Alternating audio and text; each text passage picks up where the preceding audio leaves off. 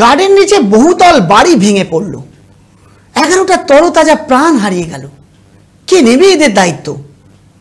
এই পবিত্র রমজান মাসে এই 11টা মানুষ তাদের প্রাণ হারালো, তাদের জীবনের সব কিছু শেষ হয়ে গেল। এই অবৈধ আনলিগাল বাড়িগুলো যেভাবে গজিয়ে উঠেছে কলকাতা শহরের মধ্যে, এবং গার্ডেন রিচের চারিদিকে দেখা যাচ্ছে এই অবৈধ বাড়ি, এর দায় কে নেবে প্রশ্ন বারবার উঠছে। কলকাতা কর্পোরেশনের মেয়র এবং পোর্ট এরিয়ার এমএলএ ফিরহাদ হাকিম এই নিয়ে কি বলেছিলেন আমি একটু ভিডিওটা আপনাদের দেখাতে চাইবো, দেখুন। না, এটা লিগাল বাড়ি না, ইললিগাল বাড়ি হচ্ছিল, এবং সেই অনুযায়ী আইন অনুযায়ী যা ব্যবস্থা নেওয়া সেটা আমরা নেব। এটা বামফ্রন্ট আমল থেকে, এখন খুব একটা হয় না, কিন্তু বামফ্রন্ট আমল থেকে এটা এখানকার বা আরো কিছু অঞ্চল আছে যেখানে এটা একটা রীতি হয়ে দাঁড়িয়েছে। শুনলেন তো কলকাতা কর্পোরেশনের মেয়র ফিরহাদ হাকিম, তিনি বললেন যে বামফ্রন্টের আমল থেকে এরকম বিল্ডিং হয়েছে। বামফ্রন্ট তো 2011-তে বামফ্রন্ট ক্ষমতাচ্যুত হয়, তারপর থেকেই কোনো ইনলিগাল বাড়ি হয়নি। যদি সেই ইনলিগাল বাড়ি হয় তার দোষ কে নেবে? বামফ্রন্ট নেবে না কলকাতা কর্পোরেশন এবং এখনকার যিনি সরকার রয়েছেন তিনি নেবেন? এই নিয়ে আমরা বিকাশ রঞ্জন ভট্টাচার্যের সাথে আমরা কথা বলার চেষ্টা করেছিলাম, তিনি কি বললেন শুনুন। নিজেরা এতটাই অপদার্থ যে ওরা নিজেদের অপদার্থতা আড়াল করার জন্য কোনো সুযোগ সুবিধা পাচ্ছে না, এখন বামফ্রন্টের ভূত দেখছে, সেই জন্যে কথায় কথায় বামফ্রন্টের নামটা ওদের উচ্চারণ করতে হয়।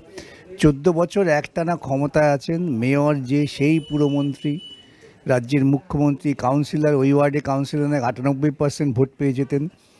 তারা কাটমানি নির্ভর, এই দলটাই হচ্ছে কাটমানি নির্ভর। শুনে কাটমানি উপার্জন করতে গেলে তারা তো সামাজিক নিরাপত্তা, মানুষের নিরাপত্তা, শহরের নিরাপত্তা, সংগঠিত শহরের উন্নয়ন এসব ভাবেন না। সোজা কথা, টাকা এসছে, ব্যাস, যা খুশি হোক। কলকাতা পোর্ট এরিয়া এবং কলকাতা কর্পোরেশনের আন্ডারে গার্ডেন রিচে এইভাবে অবৈধ বাড়ি কিভাবে তৈরি হচ্ছে? প্রশ্ন থেকে যাচ্ছে। 11টা মানুষের প্রাণ হারিয়ে গেল, 11টা মানুষ তাদের জীবনের সব কিছু হারিয়ে ফেললো, এবং তাদের পরিবার, এই 11টা মানুষের পরিবারের কি হবে? কে নেবে তার দায়? এই যুগে কে তাদের পাশে এসে দাঁড়াবে? বিরোধী দলনেতা শুভেন্দু অধিকারী আজকে সেই গার্ডেন রিচে গেলেন এবং সেখানে গিয়ে তিনি কি বললেন আমাদের দর্শকদের শোনাবো, শুনুন।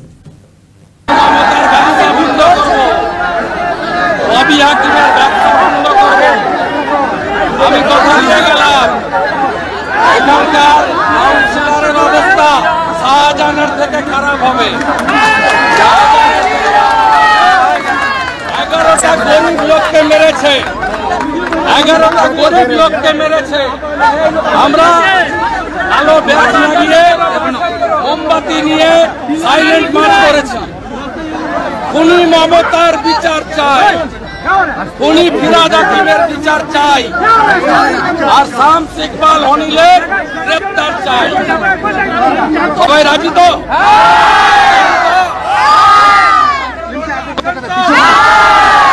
সমস্ত পুকুর খোলাবো, বেআইনি বাড়ি বন্ধ করবো।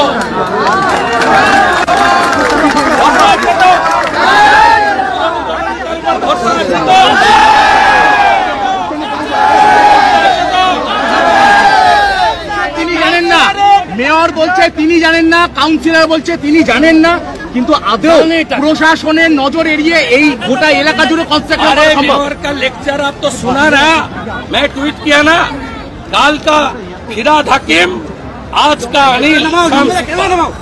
कौन बोला? मैं नहीं बताया, फिरहाद हाकिम बताया।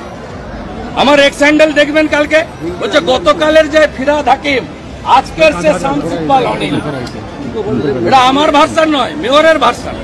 এ পুরা মিলা ভাগত, মিলা ভাগত, শুধু রুপিয়া, গরিবকে মারো আর রুপিয়া কামাও। শুভেন্দুদা ইতিমধ্যে আরটিআই করেছেন, গরিবকে মারো আর রুপিয়া কামাও। শুভেন্দুদা ইতিমধ্যে আরটিআই করেছি। উত্তর দিলে ভালো, না দিলে ভালো। কেষ্টমণ্ডলের যাহা হইয়াছে, জ্যোতিপ্রিয় মল্লিকের যাহা হইয়াছে, শেখ শাহজাহানের যাহা হইয়াছে, শামস ইকবাল আর ববি হাকিমের তাহাই হইবে। বিরোধী দলনেতা শুভেন্দু অধিকারী তিনি আজকে একেবারে হুঁশিয়ারি দিয়ে গেলেন গার্ডেন রিচের মঞ্চ থেকে, এবং এর পরিপ্রেক্ষিতে আমরা দেখলাম যে মানুষের উচ্ছ্বাস, মানুষের ভিড়। আমি একবার দেখাতে বলবো যে গার্ডেন রিচে যখন বিরোধী দলনেতা শুভেন্দু অধিকারী যখন সেখানে পৌঁছলেন এবং সেখানে মানুষের ভিড় দেখুন, এক প্রকারের জনস্রোত, যেখানে মানুষ এর বিরোধিতা করছে, মানুষ এই রকম ইলিগাল কনস্ট্রাকশনের বিরোধিতা করছে এবং তারা রাস্তায় নেমেছে এবং শুভেন্দু অধিকারীর সাথে তারা রাস্তায় রয়েছে। এটা কিন্তু কলকাতার অন্য কোনো জায়গার ছবি নয়, এটা কিন্তু গার্ডেন রিচ, মেটিয়াপুরুষ গার্ডেন রিচের ছবি, যেখানকার মানুষ আপনারা দেখছেন যে বিরোধিতা করে রাস্তায় নেবে আজকে তারা প্রতিবাদ করছে শুভেন্দু অধিকারীর সাথে, বিরোধী দলনেতার সাথে। 11টা তরতাজা প্রাণ হারিয়ে গেল, 11টা মানুষ, 11টা পরিবার শেষ হয়ে গেল। কে নেবে দায়? প্রশ্ন বারবার উঠছে। আমরা এই নিয়ে কংগ্রেস নেতা ইয়াসির হায়দার এবং ফিরহাদ হাকিমের খুব ঘনিষ্ঠ এবং বাড়ির একজন খুব কাছের মানুষ, আমরা তার কাছেও জিজ্ঞেস করলাম, তিনি কি বললেন একটু আমাদের দর্শকদের শোনাবো, শুনুন। তো এটাই আমি বলবো, এটা অনেক দুর্ভাগ্যজনক একটা ঘটনা হলো, আর নিশ্চয়ই এটা আগে থেকে ঠিক করে এনারা প্রশাসন যারা আছেন এখানে, যারা কলকাতা পৌরসভায় বসে আছেন, তো ওনারা আগে একটু কেয়ারফুল হলে এত বড় ঘটনাটা হতো না। দেখুন, একটা তো আমি কথা বলবো কি, যেহেতু উনি মাননীয় মেয়র, ওনার তো দায়িত্ব নিতেই হবে, এটা তো স্বীকার করতেই হবে আমাদেরকে। শুনলেন তো ইয়াসির হায়দার, কংগ্রেস নেতা, যিনি ফিরহাদ হাকিমের খুব ক্লোজ এবং বাড়ির লোক ছিলেন, আছেন। তো তিনি কি বললেন? তিনি সরাসরি মেয়রকে দায়ী করলেন এবং বললেন যে এর দায় নিতে হবে মেয়রকে। 11টা প্রাণ হারিয়ে গেছে, 11টা প্রাণ, 11টা পরিবার রাস্তায় চলে এসছে। কিভাবে ইনলিগাল কনস্ট্রাকশন তৈরি হলো? একটি পুকুর ভরাট করে একের পর এক ফ্লোর তৈরি হয়ে যাচ্ছে, 5খানা ফ্লোর তৈরি হয়ে গেছিল।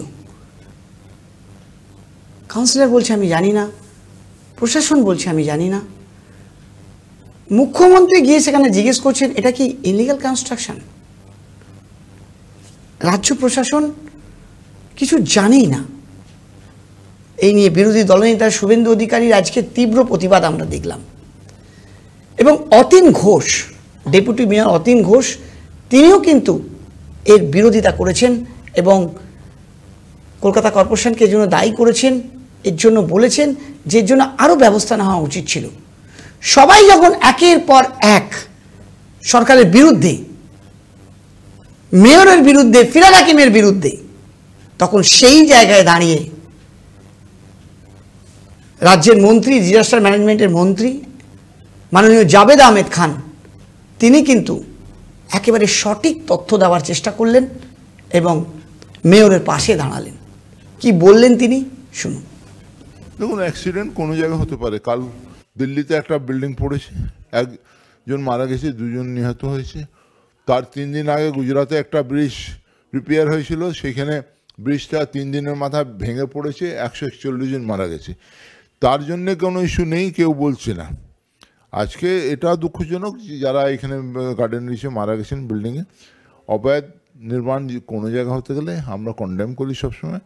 মেয়রের পুরো চেষ্টা আছে ফিরহাদ হাকিমে যাতে অবৈধ কিরম সে এরকম কনস্ট্রাকশন না হয়, তার কিরম সে বন্ধ করা যায়, সে অনেকগুলো ব্যবস্থা নিয়েছে। আজকে বিকাশবাবু যখন, বিকাশ ভট্টাচার্য যখন কিরম সে মেয়র ছিলেন, তখন এই কিরম সে মাদুদোহাতে যে কিরম সে অ্যাডেড এরিয়া ওয়েটল্যান্ডের উপরে যে কিরম যে বসত হয়েছে, সেইখানে যা ঘর বাড়ি হয়েছে, তো তিনি কেন তখন ভাঙতে পারেননি, রুখতে পারেননি, সেই প্রশ্নটা সিপিএম দেবে কি?